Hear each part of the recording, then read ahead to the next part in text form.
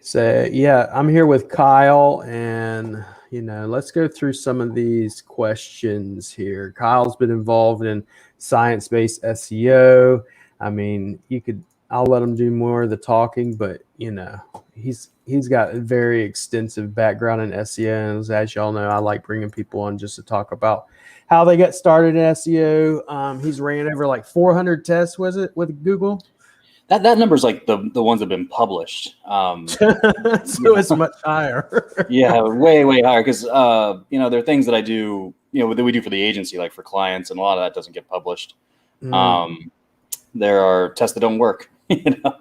Like you set something up and it's just horribly flawed, and you realize that at the end after you've spent a month on it, and so those kind of things don't get published either. And there are a lot of micro tests too. How do you do these? So I do a lot of testing myself, but how do you, because a lot of people ask me this, I'll get this one, is how do you do a test and because in SEO we're doing this.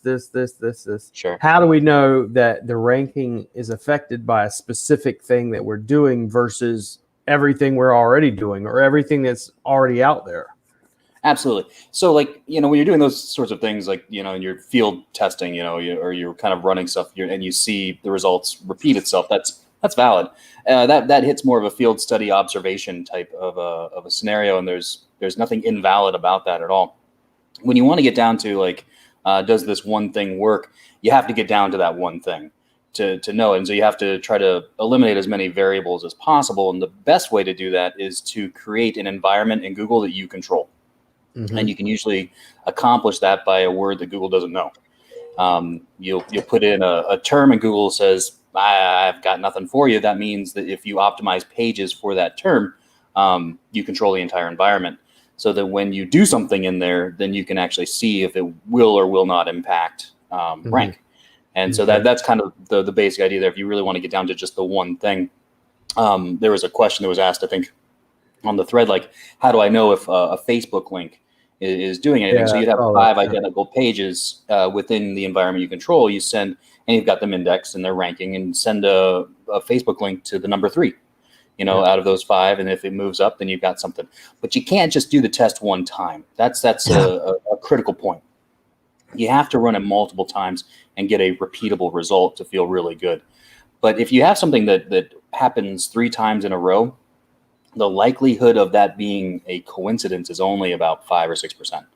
And statistical significance is at 95%. So if it happens 3 times in a row, it's probably it. Like you're probably there, so you don't necessarily have to do it every time. And I don't know if my internet just went out or if your internet went out, but yeah, it's back. So hey, we were just talking about that. Yeah, just talk about it too.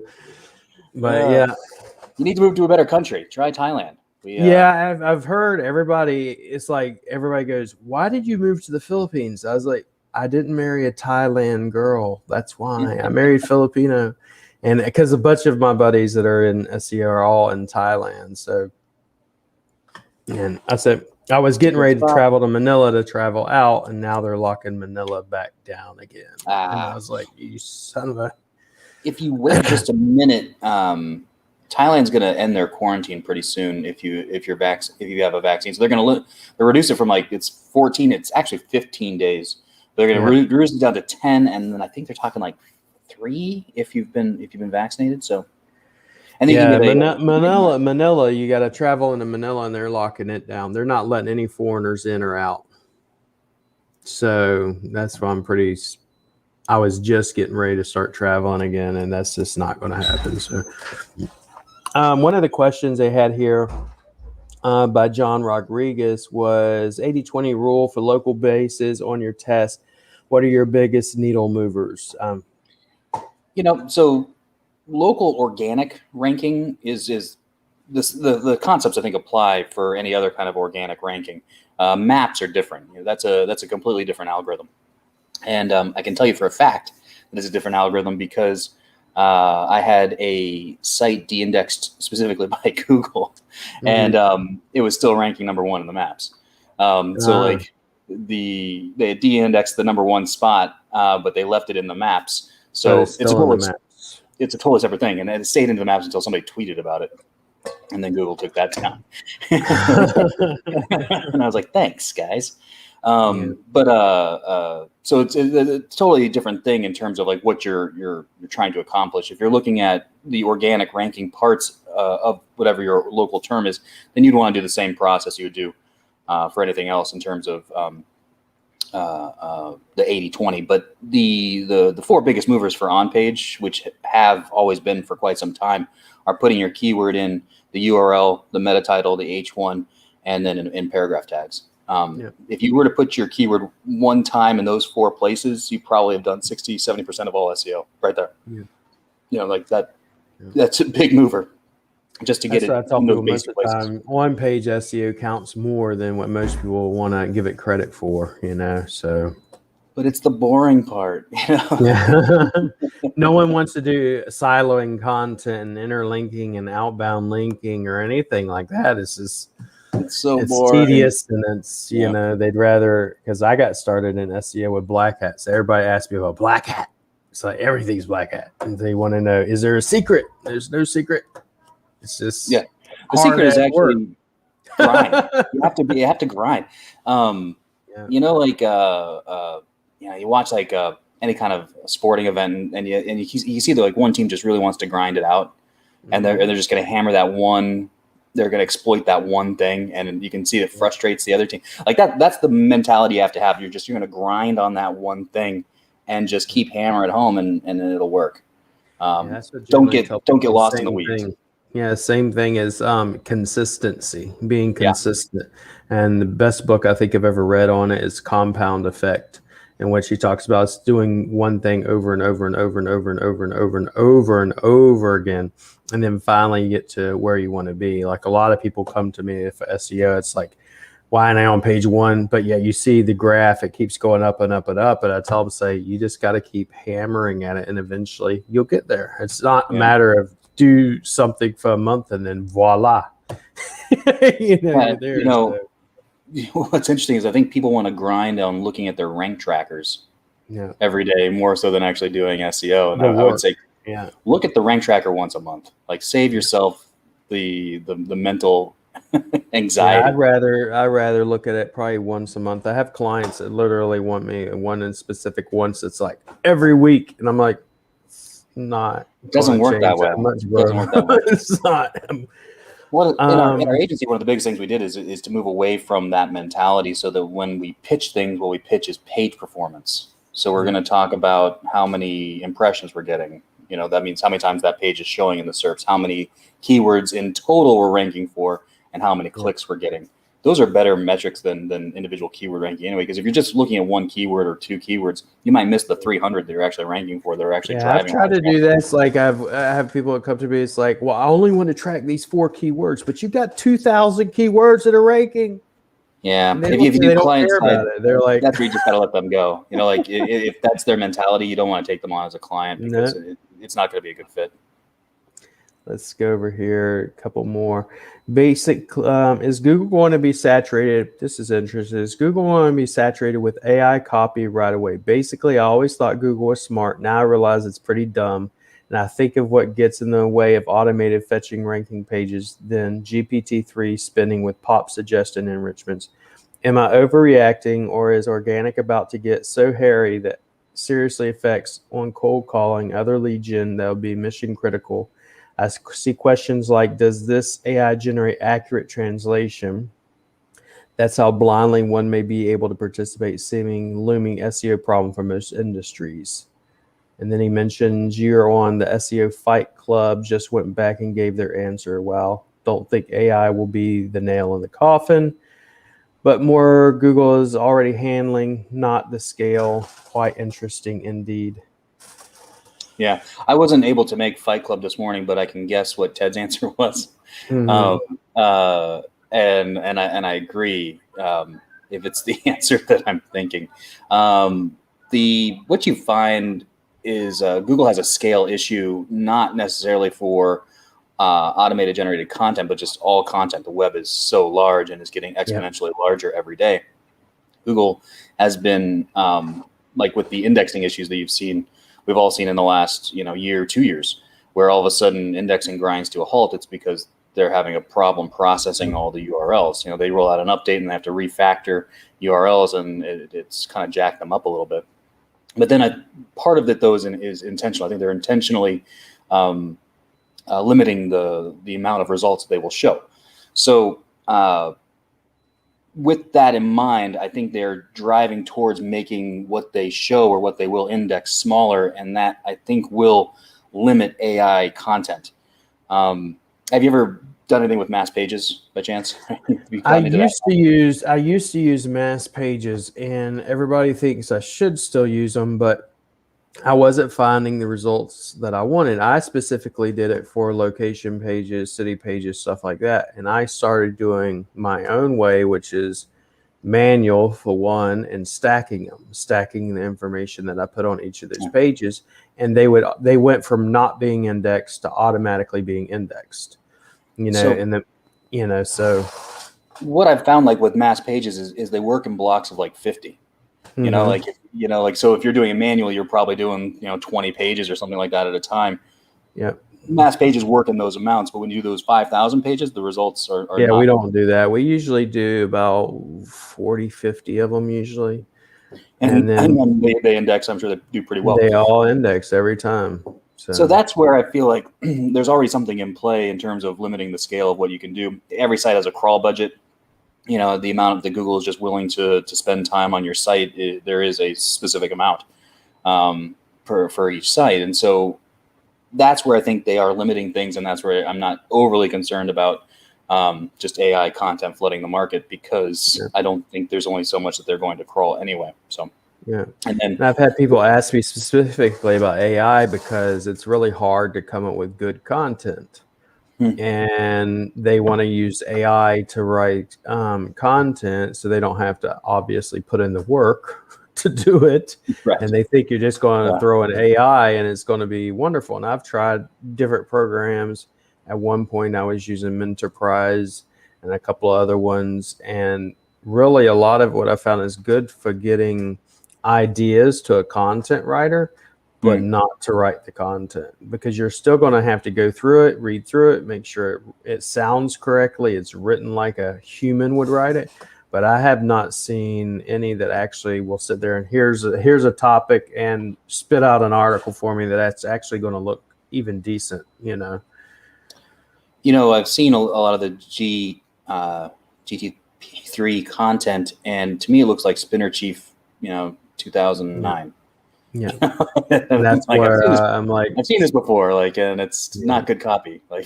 It has words, but that's what a lot of it. Or they'll use instead of saying this project was really hard, they'll go, this project was really convoluted. Most people are not going to use that term. They're just going, this was really hard. It's like it's close. So Ron says, I'm doing your reverse silo on my client's entire site. I have the content. You're one specifying the Google Sheet template you provided us. What if we need to put another link on the page? Sometimes Pop says it wants the exact keywords, variations, and link anchor text. Do I just follow those links to preserve the juice and send it correctly through the silo?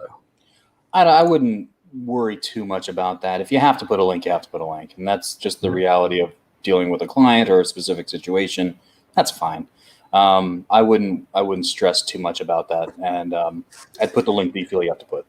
What are some of these audits? You'll do some of these audits and some of these ranking reports, and they'll come out and they'll say you have too many outbound links. It's like, what is too many outbound links? I mean, is that even, to me, it's like they call Facebook, Google, any social links, those are way too many. I mean, it's like, what is too many? Who defines what is too many? Yeah. What Ron is talking about there is, so in a silo setup, I try to have one link going to supporting pages. Those supporting pages link to each other, and they all link up to the page that they're built to support. I wouldn't stress about one extra link, that you might have to put in any of that. Like if you've got the basic concept set up, you're going to get the value of it. And I wouldn't stress too much beyond that. And to your point, yeah, what is too many links? There isn't a number that is too many. You just, when it comes down to those types of decisions, should I or shouldn't I, if it's appropriate, does it make sense? Don't put on 20 backlinks going to someone else's website when you're trying to get them to stay on your site and not bounce out. Yeah. Or those kind of things, I would just like what makes the most business sense and just go with that. And if you've got everything else set up correctly, I don't really stress too much. George, William Beach Insurance Services says, how local do you have to get, city, county, or region? That would depend on your user, your ideal visitor. Some places people will search for the region, right? Because they want specifically, or it's locally known, that you would type it this way because they don't want results that might be one county over. They understand that they're searching for that particular area. So as granular as your visitor would get is probably the right answer there. Yeah, that's about the way we set up the city pages, location pages. When I set up location pages, it's generally the areas in the city, then the neighborhoods, and they're all tied to GMAP links and stuff like that. But sometimes we'll do county, and we'll even set up pages. We could go in there and set up, if you will, apartment, condo building pages, all that stuff. So something too, if you're not overly familiar with the area, you might want to ask how people refer to it. For example, I grew up in Norfolk, Virginia Beach, in Virginia.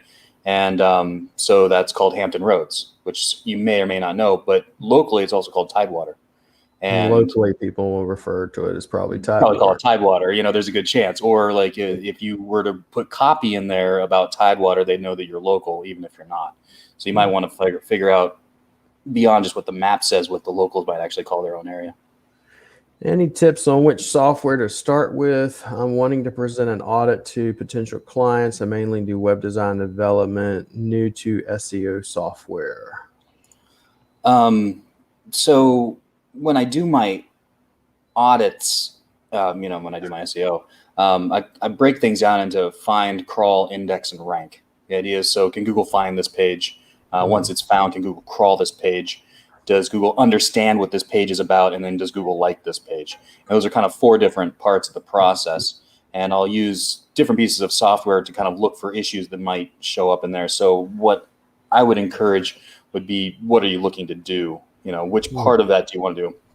All of it, some of it. So kind of try to narrowly define what you're trying to accomplish. And then there's probably some specific tools for that. And the way I've always done it, even tools from what I've seen online, is like a lot of the tools will say one thing and then actually be wrong. Yeah. They'll say, hey, the website's not mobile friendly. Then you go to Google's mobile test and it says it's mobile friendly. So I'll run the software. Then after running the software, I'll still manually go through and check things. It's not just relying on the software. Especially if there's a red flag, right? If it pings a red flag, don't just trust that red flag. Go and actually take a look at it. One of the things is like you'll have these things are no indexed.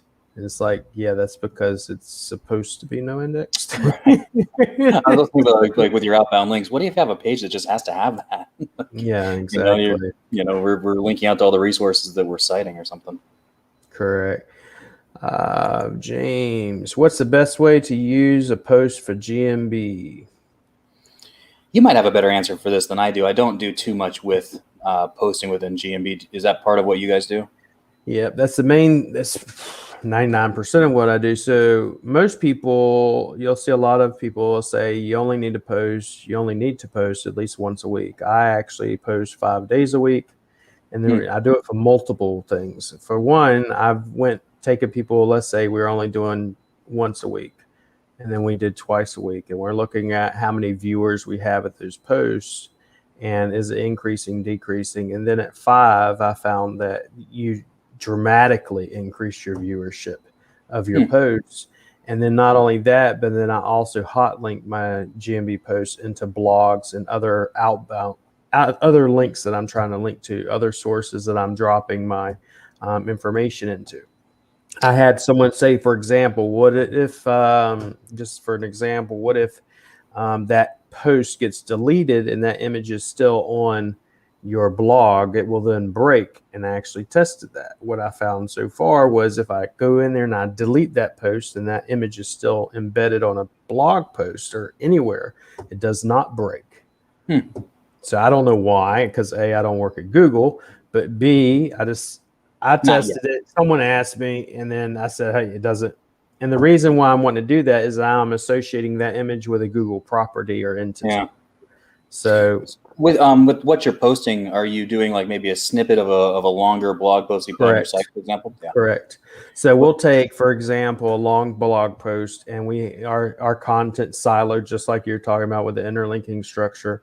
And then we'll take, for instance, if it's about residential HAVAC services, one of the residential HAVAC services will take that post, use the title, snippet of the information, and then a link back to that siloed piece. So, but that's how I do it, at least, and that's how I teach everybody to do it. So I've got several users of Pop, of Page Optimizer Pro, that will, because you can't do H tags in there, right? It's just text only. Yes, text only. They will actually pop that first paragraph that they're going to use for those postings and actually make sure that they've got that dialed in so that most of their on page is actually within, say, that first paragraph, or what they could get mostly into that GMB post as well. And yeah, the main thing is if you look at the post, that's all it is. It's just the snippet, and then if Google allows us to get away with it, I will put the NAP inside the post. I'll put a bit.ly link, and then I'll also put another link that says to read our previous post and has the bit.ly link to, or a share link for the previous post there. Yeah. A lot of times Google will let us get away with it. Then there are times where if it's a specific industry, Google will say it's a violation or doesn't follow terms, and then it deletes it. Then we have to take the links out. Once we take the links out, it accepts it. Sometimes they accept it, sometimes they don't. But I've actually seen ranking increases just from doing the links alone. So, and but you know, got to keep Google happy. Let's see here. Okay, here we go. Yeah, he said, okay, that's not something I do, but is it work to turn a blog post into an MP3 and upload it to SoundCloud for backlink? I have heard of it. I've just never tested it. It's not something I've tested. So, yeah, I think it's those are sort of those issues of time and budget, and those types of issues. If you have the resources to do it quickly, at a minimum, it's not harming it. At best, it's giving you a backlink and it's giving you more exposure, and somebody might be actually be listening to it, right? So maybe I wouldn't mind trying it. I mean, I have enough people to do it. So it's not something I would want to try it on like one specific, person, see if it gets, some good results, and then maybe try that. Yeah. Let's see. Hi, doing local SEO. I'm getting 3-pack, but the position is not static. Day 2 I checked is in position, but now it's 6th position. Please, some tips. Yeah, when you've got kind of issues where Google split testing you, right? Moving you up and down and in and out. Yeah, I call it roller coaster effect. Usually you'll hit, I don't know if it's even a term. It's just what I call it. Yo-yo effect, roller coaster effect, whatever. It's where you come in, your new page may be in freaking top page one day, and the next day it drops, the next day it comes back, the next day it drops. To me, I think of it the way I've always said, it's like Google's trying to find how authoritative you are, and basically there's going to come to a point where it's going to balance. It's going to, but that's just me thinking about it. It's not something I've been like, okay, let me test it. I don't work at Google. I don't have a clue sometimes with some of it, because Google, does one thing one day, the next day it's, it's the only thing that I would advise is maybe not do too much. It sounds like there's a lot of refactoring going on, so I might take a breath. Let the dust settle. Let it settle. Don't keep tinkering, because perhaps if you're kind of tinkering it, then Google's refactoring and moving you back and forth. As new things are hitting. So I would just do what you normally do, but I wouldn't add anything extra, and I'd see if I can't wait a second and see where it lands. Here's this one. How many max categories can we add to your GMB? That I don't know.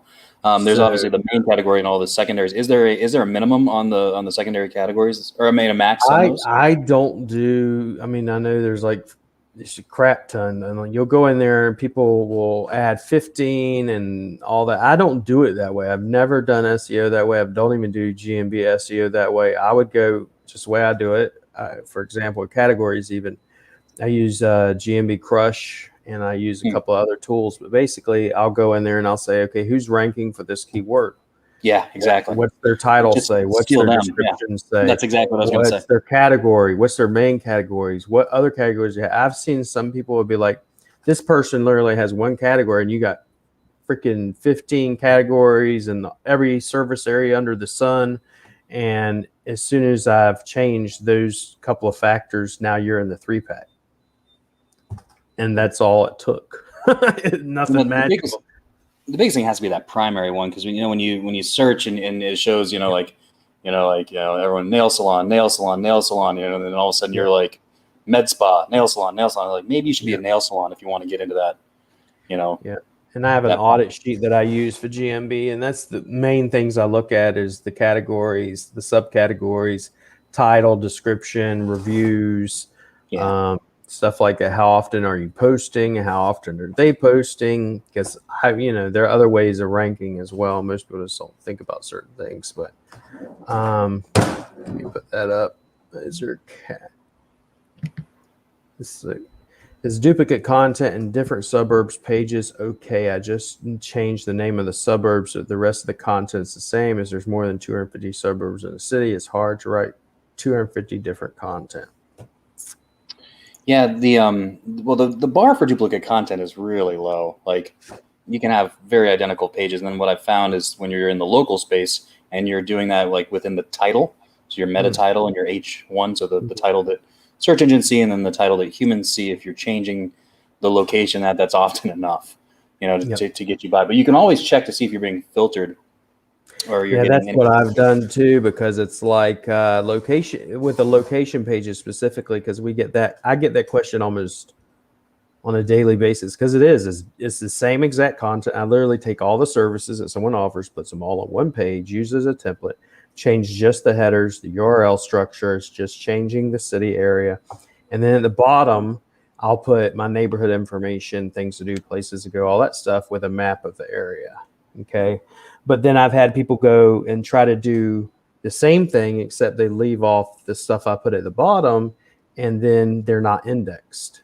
But if I use the way I do it, it's always indexed. So I've never tried to do it the other way, except when it was with like a mass page builder, and I could set it up the way I wanted to set it up. So yeah, sure. I don't think it's really quote unquote duplicate content per se, not in Google's definition, at least in my mind. But let's see here. Another question is, when I add my XF information into an image, upload it to my site, my competitors copies that particular image, post it back on their websites. Would that in any way benefit my ranking? Can you put a link within XF data? I mean, I don't even do it anymore. Yeah, it's not. I mean, everybody geotagging XF data and stuff, uploading at least to Google, I won't do it. And then depending on your website, I won't do it. And here's why: because a lot of that information that I have found, at least, let's say you put it on a website and then you go and use a smush to optimize your images, it then gets rid of all that data. Strips it all out, right? Strips it all out. So I just don't do it. I've got a different approach. If somebody's taking your image, do a DMCA takedown on their page and do it at the hosting level, and then just get the page taken down. And if anybody has any questions about that, I've actually got a little project to do DMCA takedowns, and I'll give you free credits to any of your audits. So if you want to do that, let them know. Yeah, just ping me and I'll set you up with a bunch of free credits, and you can take down all your competitors that are stealing your images. It's pretty effective. We actually just did it last 2 weeks ago. Somebody found a page that a competitor had taken an image, and we did the takedown, and it was de-indexed from Google, and and then the hosting took the page down. Yeah, the only thing I've ever done with quote unquote like something like that is going to be where you get a bad review, because everybody's like, how do you respond to bad reviews? If it's a legitimate client and they're legitimately pissed off and you know who they are, you try to resolve it. If that won't resolve it, then I send them a cease and desist letter. Yeah. And then they'll usually respond to that and get it removed. But that's like worst case scenario. Yeah. Kyle, I have a test for you to try with jump links, anchor links, to shut down all these people up in the SEO community 11. I'll message you. Hey, Jordan, how you doing, man? Where are you living right now? Hope you're doing all right. Yeah, I was just talking to him. He actually had a seizure the other night. And I saw that. Jordan, man, how you doing? I saw that online. Jeez. Yeah. I feel for you, man. He's doing a little bit better, but his back's still out of whack. So what's your method for finding same as links and mentions for schema? Can you do too many? I would imagine there's, of course, a point that's too many. But, you know, how many would Google use to verify your information? Yeah. Would be, because that's the point of the same as, that you're saying that this is the same as that. You're saying that we are this. We are the same thing. So what I would try to do is get the most authoritative thing in there that I could. A tip that I shared earlier this year on that was that you can probably create a Wikidata page for yourself or for your business. Wikidata is like Wikipedia, but without all the words. And it's all schema based. So it's just properties like this is our location, this is our this is our that. Within Wikidata, you can put your GMB, and then you can do it. You actually do it as a same as Wikidata link within your same as inside your schema, and you might have a nice little trust circle going on. Yeah, he asked right after that about Wikidata too. We do schema, and the schema we do is like average schema. Let's say it's one page, and we'll do good 30, 40, 50 pages of schema. And we use a lot of the same as and knowledge panel, knowledge graph, and all that stuff. So a lot of people, schema does not that good of a ranking factor. And I've had people where they're just going like this, and then you drop schema in and they jump. So just don't do anything stupid, you know. Yeah. Is keyword suggested by GMB Insight, is it good to use? Is adding keyword suggested by GMB good to use? I've personally never played with that, so I wouldn't know. When it comes to the if you're looking for what Google, the only thing I use for Google in terms of that are like the related searches to find things that the Google is relating to my target keyword that are semantically related, and those are the terms I focus on. But I've never used GMB keyword suggestion. The next one. So, does the use of MRID or machine IDs help GMB or website ranking? I know actually Jordan did a bunch with that a couple of years ago and had a lot of success with it. I personally don't know if it's doing anything at this moment. My guess is it does. Works. Oh, there you go. There you go. We do that with most of our clients, and that's why. I mean, a lot of people always say, me and Jordan go back and forth, says it doesn't work. Jordan, I believes it works. I don't know for a fact, but I know he did that. The trick is finding it, right? That's the idea of like going into your listing and being able to locate it. Is that the trick? Yeah, and then for instance, a lot of people will say you can find machine ID as if I'm a tree removal specialist, oak tree, pine tree. You know, I deal with these things, or stump grinding, what tools are used in it. All those things are associated with your industry. So let's see what else here. And there's a Chrome extension I use as well to find machine IDs. Well, there you go. A hell of a lot easier because I've done it manually. I have a template that we use, and basically everything's highlighted that you need to find or remove or edit, and everything else, leave it alone. You know, so, but the Chrome extension actually does wonders in regards to finding that. Let's see. Nice. What do you use to find and research competition? Well, in terms of like big tools, we use SEMrush. It covers a lot of the bases. We were actually able to eliminate a lot of tools that we were using and use that one tool for for a lot of research purposes. But what kind of competitor research are you trying to do? If you're trying to just do on-page, I obviously use Page Optimizer Pro for that. If you're looking to what kind of backlinks you need, then the best place to start looking there are to the tools that allow you to look for the same as links that sites share. And I would start with those. I would start there before I really even got into any other heavier link building. Yeah, we already answered this question. Yes, he uses Wikidata. Yeah, that's a lot of fun. Not everything sticks because they do edit and to try to make it not as self-promoty as possible. But there's a lot that you can usually get in and it'll stay. Jordan Rocha back. Moved to Cali. Good. It's doing better, which is good. Hello from California. Thanks, guys. What is the MRIED Chrome extension? I will drop it in the comments after this, or you can message me and ping me, and I'll get that over to you, Ron. Niche relevant posts are good for GMB or posts related to the area. I do both, honestly. Yeah. I do both. I do niche related or my siloed content, and then I'll do them specifically. Let's say if it's in Frederick, Baltimore, Frederick, Maryland, or whatever county, stuff like that, because I'll also cycle my location pages too. So bring in your questions if you got questions. So how did you actually get started in SEO, Kyle? I was doing web design and development where I was kind of general contracting that. And then the boring version of the story is just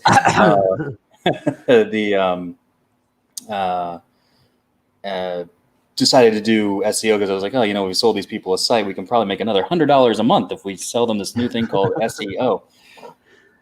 And then kind of taking over the SEO, figuring it out, and then not doing any web design development because it's a rat's nest, in my opinion. And then, I freelanced for a bit, of course, or kind of my own company. And then I found my business partner. He actually hired me for a project. And we worked on another project, and we worked on another project. And he's like, I think, should we open an agency? And I was like, I think we should.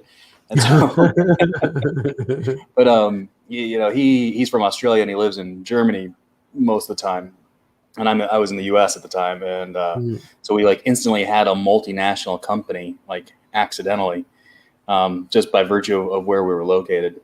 But it sounds a lot sexier than it is, but it actually turned out to be pretty good because then we could actually get European clients, Australian clients, and U.S. clients because we were local in each of those places. Well, it's weird for me. You mentioned $100. Someone else go here says, you'll see it. 100 a month is too low. That's so low. I remember. So right now, I'm in the Philippines. I told you this. When I was in the States for 20 something years, it was really hard. You get clients, and it was because I was a freelancer. If they paid you $300, they thought they were doing you a favor. Yeah. But not just SEO, social media management. Right, the whole thing, all of it. So, and I got started same thing like you doing web design, and then I had someone say, "Hey, can you rank me on page 1 of Google with SEO?" This is when it first coming out, and I was like, "Yeah, sure." And then I looked up what's SEO because he tells me, "Oh, I'll pay you $2,000." This is when Black Hat, before Black Hat was called Black Hat, before Penguin, before Panda, all the the cartoon characters want to come out and ruin your day. And I got them ranked, and I was like, "Oh, I love this. People will pay me this kind of money to get on page 1." And then I started getting SEO and stuff like that. But then moved over here to the Philippines, and I got clients coming out of the wazoo in Canada, Australia, UK, USA. It's and they'll pay you all day long, much higher rates. And I talked to someone recently. They live back in Jacksonville, and they're like, "It's still the same." In Jacksonville, it's no one wants to pay. I'm like, well, I'm not coming back. So there's no reason. There's no reason. Yeah. That's Jordan. Yeah, he's talking about his office.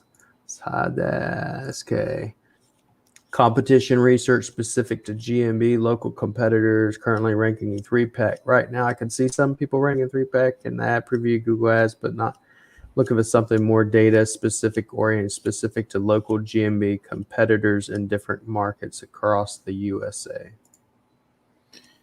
You might have a better answer on GMB competition than I do. I don't see anything. I mean, across the USA, no. I mean, when I'm doing research in a competitor, I have my audit report, and like I said, with GMB, it'd be okay for me if I'm in an insurance industry in Baltimore. I look at my competition in Baltimore, but I have nothing that's going to be what's the insurance industry across the board, across every city or specific cities. I would imagine if you're trying to get that, you could probably take the 5 most competitive cities that you might be looking at, and then find the averages across the board for all of those, and then that would And give you about it. I haven't seen anything. give you a template that you could kind of do. But yeah, I haven't seen anything that's like across the entire. I mean, that's just a lot. I just never. How many factors are there? I mean, there's filling out your GMB, there's filling out your Yelp type things, hitting the major data aggregators and your NAP is consistent, niche citations, local citations, shared citations. If you're a review guy, number of reviews, that's probably it, right? For the it's not as much as most people think. Then you can add in the Google Entity Stack, which some people say, Google Entity Stack doesn't work. It's a matter of how are you using your Google Entity Stacks and everything else. And Alfredo, he's actually in my course too, and he mentioned the link here. There you go. Someone was asking for the link earlier. Ron, so it's down here in the comments with Alfredo. It's this one right here. MRED extractor for GMBs. George says there is no Quora for GMB. It's very tough. You really have to look at the specific market city. Correct. I call it reverse engineer your competition pretty much. Please, some comments on feature snippets. I'm ranking few feature snippets, and some have got permanent positions, some have not. Any good tips, please? You gotta the best way to steal those is to do what the one that is winning has done. I mean, look at their HTML, because it's usually how they have done their HTML is what's getting them into that particular snippet. If somebody has taken your snippet, it's possible they've moved up higher than you. That they've actually taken your organic rank. So I would look at that. If you had it and lost it, I would see if you what you can do organically to move up maybe above that particular site. Yep. I couldn't agree with this person more, but they remain nameless. People need to realize SEO is an investment, not a cost if done well. Yeah. It's a marketing channel that has a form of permanence. You run an ad on TV and that ad's pretty much gone, right? But your website page can stay up a lot longer. So it's one thing I realized with Russell Brunson over at ClickFunnels. One of the things he talks about that I really did like is he talks about traffic you can buy, traffic you own, and traffic you don't own. And SEO's traffic, quote unquote, you don't own, but the key to getting it is once it's there is get their information so you now own it, and you can then control that traffic. So, that's why I always say, for me, do your SEO. I'm not going to tell you not to do pay-per-click. I'd actually tell you to do both. It's not either or. But if you're going to do paid and if you're going to do SEO, try to get the email list and get some information from them as well. And that's the biggest point. Yeah, and then SEO's long game. Yeah. SEO's long game, and you're going to sit there, let's say even if it's 3 or 4 months, you pull a miracle out in your ranking, then you can do it for years and have thousands of keywords versus someone and you only got 10 or 12 keywords. So, yeah. We were talking about this on Fight Club the other day, was that you probably don't, if 80% of your traffic is from one source, and it really doesn't matter whatever that source is, and you're not just on day 4 of your website, you probably want to look into diversification, because that channel is going to bite you in the ass. If 80% of your traffic is organic, you need to diversify that, because if something happens, then the bottom falls out on your revenue. Same if 80% of your traffic was PPC. You can't be dependent upon maintaining that at the cost and the spend you're maintaining at it, that you're going to continue to get the impression share that you've got. So yeah, that's what really happened. What really opened my eyes to quote unquote LinkedIn in the emails and PPC was I was on Facebook, obviously, and in a group, and then wound up. I had my account taken down, not by Facebook, but by people reporting saying, hey, spamming. And even though I'm not spamming, I'm just going in and commenting certain people don't like you. And then they just start marking everything as spam. Had my account taken down probably 5 or 6 times. And about the second time I said, I need to get on LinkedIn. Steve Toth told me, hey, you need to go on LinkedIn, do the same thing you've been doing to build up your audience. So I started doing that, then started pulling people away from necessarily Facebook per se, but learning, hey, I don't need to just have all my eggs in one basket and have them in multiple. That way I have multiple channels coming in versus just trying to rely on, let's say in this case, Facebook, but if in any case, just SEO or just pay-per-click or just Facebook or just Instagram, whatever. So Jordan, good show. I got to bounce. Good seeing you, Kyle. Hey, man. You too, Jordan. I'll talk to you soon. Any other questions? Just shoot them at us. We'll be here for a bit more. But yeah, I mean, that's cool hearing that you got into web design. You were in web design, then went to SEO. It's kind of like the same thing with me. And then you wound up starting your agency. How did you get into quote unquote science-based SEO? That turned into the learning area of like, how do you learn SEO, or, what is the right way to do it? The anecdote I always tells you, like, is this a ranking factor? And you're gonna get 3 answers that say yes, and 3 that say no, and 3 that give a very learned maybe. And you're like, well, that's worthless. Yeah. That can't be. And then I was like, oh, you know what? Everybody's testing it, and that's why the answers are this garbage, and they've got their own test sites and they run it. So then I started putting my test sites and then figuring out, like, well, how can I really know if this is or is not working? Because you look at like you take some course, right? And these are the 50 things you have to do. And I'm like, do I have to do all 50? Like, really? Like, or like, which one of these is actually doing something? So then pulling them out individually and seeing if I couldn't figure out how to test them. That's when I kind of came up with a lot of the testing methods that I had.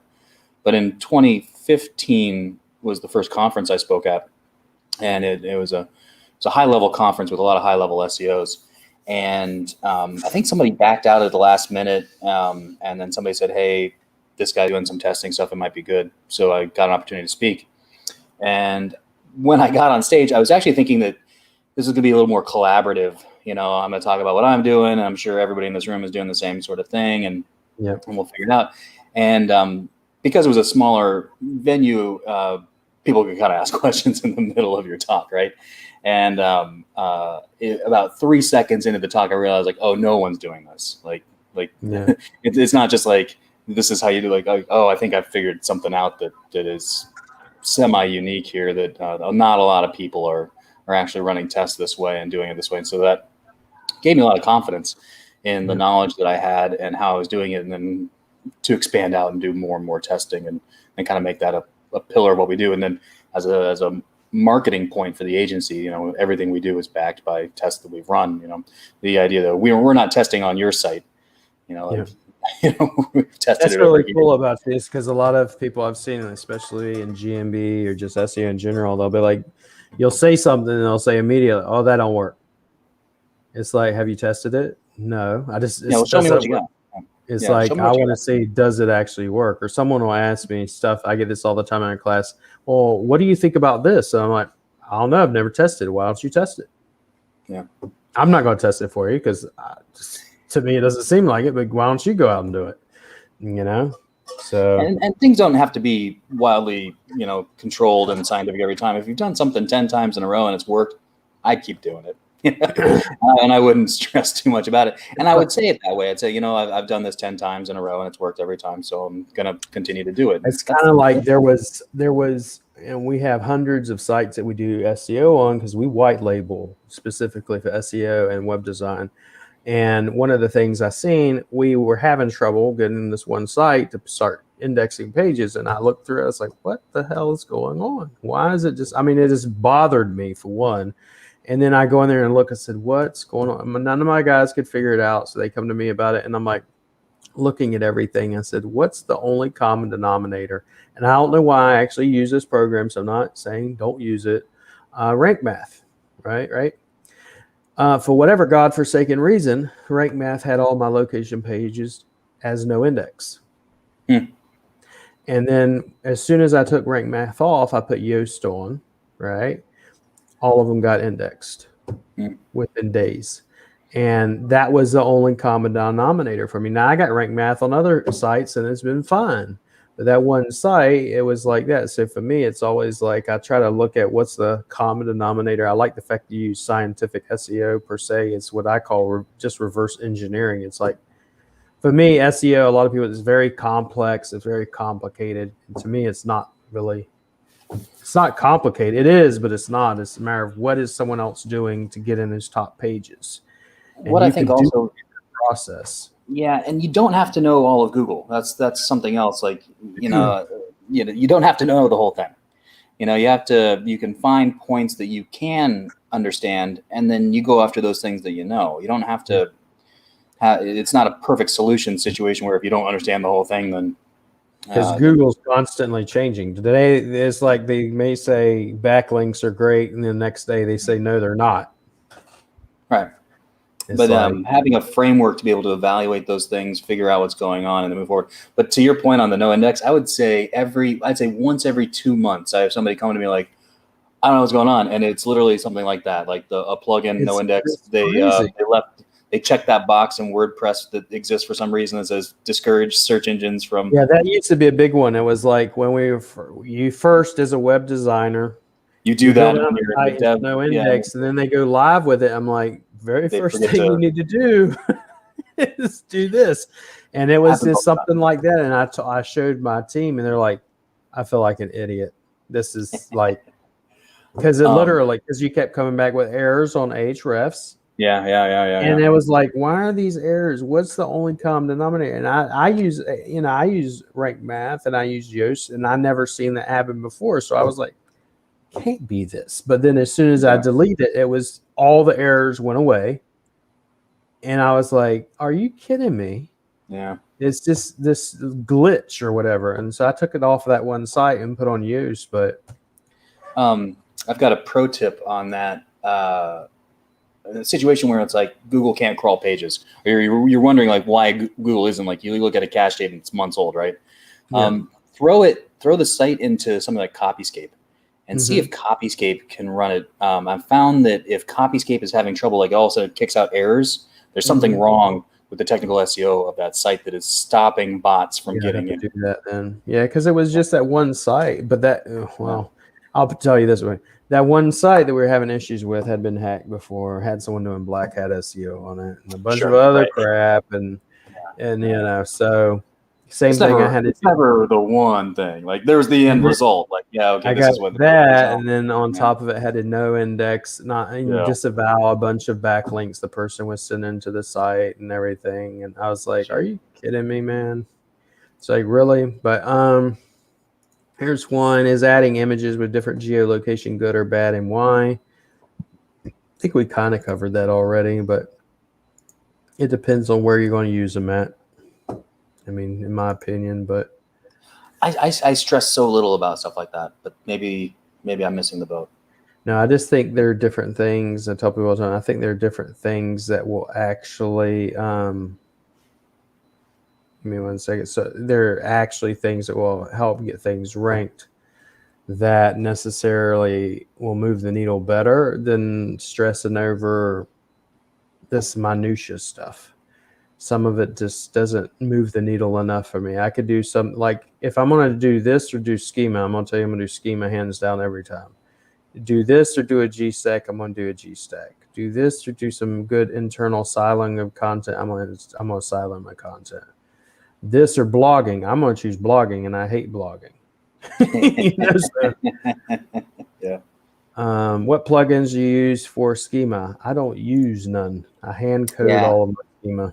Plugins Well, that create basically little, like one page of schema, 2 pages of schema, nothing much.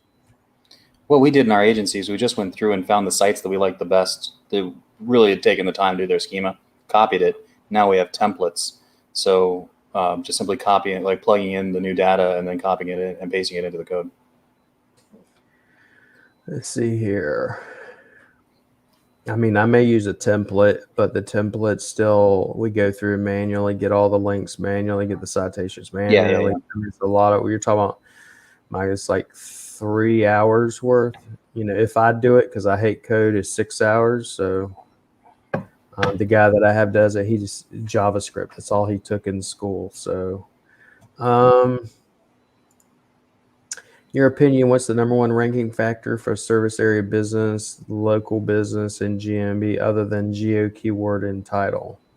Well, the number one thing is proximity to the searcher, for sure. But so a few years ago, I did this fun thing where I drove around Phoenix, where I was living, and I did the search lawyer near me and plumber near me, something like that, and then documented each of the results. And I drove to major areas and then also some smaller, like inside neighborhood type things, and then got all that data of what those sites were, and then the sites were ranking in the 3-pack. And then you could then break them down so that I could see what kind of data they had. And aside from proximity to the searcher, the very next thing were citations. The citations that they had were the next factor that pinged the most across the board. So don't neglect your citations. Yep. Let's see here. Alfredo, have a prospect with 20 different properties. Once GMB set up, I haven't done that many with one client. Would you set each location, or is there a way to set up one GMB with different locations? You want to answer that one? I'm sorry. I'll show it to you again. 20 different properties. Yeah, it seems like are they on the same company? he has one business that has 20 different locations, and they want a GMB set up.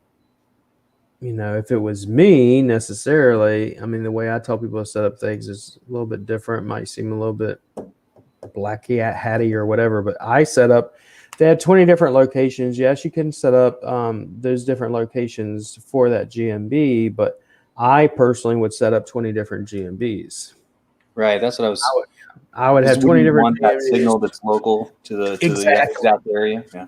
Exactly. And see, I would want it because it helps spread your proximity versus if you have one location here and you have a bunch of them around here, it'd make it a lot easier for me to get you ranked in, let's say, 20, 30, 40 mile radius from your main location.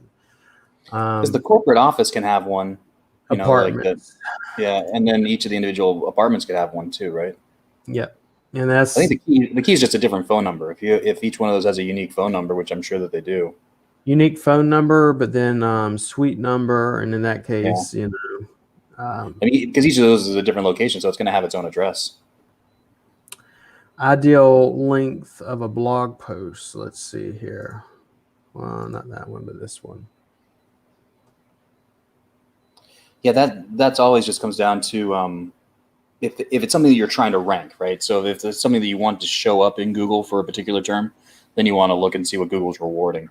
You know, Google might not even be ranking blog posts for that particular thing, and so that's something you wouldn't want to do. When it comes down to just like supporting content that I'm building on my site so that I can just do an internal link to something that I want to rank, I just tell my people to answer the question, or just you know, don't sweat it. 750 words, like I tell them not to worry too much about it. A lot of them, you can get really good ideas for blog posts. For me, would be going to Google Q&A or Google's auto suggest, and then write blog posts or even your GMB posts about that. Don't try to overcomplicate, because Google's are literally telling you this is what people are asking about. You know, how much, you know, Havoc near me. They may say, well, how much does a Havoc repairman make? You know, that might not make sense to make a blog of it, but Google's telling you this is what people are asking for. So, no, if you're, you know, what I found too is in those kind of niches where you're really struggling to come up with good content, or what can I write about? You can write about the tools. What do they use? You know, like, or what's a good home kit if you need to do your own type of repairs, like while you're waiting for the guy to come, that sort of thing. But that gets you all kinds of related content and great contextual terms and relevancy without having to write about HVAC all the time. You can just write about, the tools of the trade, certifications that are required. You could record yourself doing it, and you have a whole video series with transcript, and that's actually stuff that's kind of fun to watch. People might just want to watch it, like as you And then if you have a page, if you created that page like you're talking about, and then you take that page and you put a YouTube video on it, besides YouTube being linked up to it, besides it being optimized to it, and you have those factors coming in, now I can also decrease my bounce rate. Yep. Because people are going to stay on that site longer, trying to find information about it. And then on top of that, I tell people all the time, it's like, you appear more as an authority on the subject because you're talking about the subject, not just saying, hey, give me your money. Hey, I'm an emergency repair guy, or, whatever. Right. So and set up a camera, let it run while you are fixing something, and then just talk about what you're doing. That turns into a whole transcript. You just wrote a 10-part blog series, and then you just send it to an editor, and an editor for $20 an hour, it'll only take them a couple hours, can edit it nicely for you so that it's the nice pieces. You get it transcribed for a few bucks, and the next thing you know, you've got a really engaging 10-part series that you can drip through all of your channels. It's going to be relevant content, good content, stuff that people want to see, and it's going to grow the size of your site. And HVAC is wildly boring, but that's actually very interesting. It's something that you can do. Yeah, that's what I'm amazed. A lot of people like, even let's say pressure washing or fence installation, and they'll be like, there's only so much I could write about fence installation. I was like, trust me, there's not. You're not just limited to just how to install a wooden fence. You can go into what's the right type of wood for the right environment, and how do trees grow. You can get into a lot of stuff. Should you? How far away from your fence should you plant a tree? Yeah. Value that it may add to have a wooden fence or this type of fence. I mean, there's all types of stuff, and it's like the history of it. Back in the day, they used to use this, and it was a terrible idea because it would go up in flames the moment you looked at it. Or there's a lot that you can always get into. This guy says, please upload this live video to YouTube channel. It will be. It's already up there, actually. So, all right, we're about done. If y'all ain't got any more questions, we've been on here for about an hour. I need to let Kyle go, but maybe have him on again another time. I know he's a busy dude. Oh, anytime. Happy to be on. This is fun. Appreciate you having on, brother. Yeah, thanks for having me. I appreciate it. All right, thank you. Have a good one, man. All right, take care.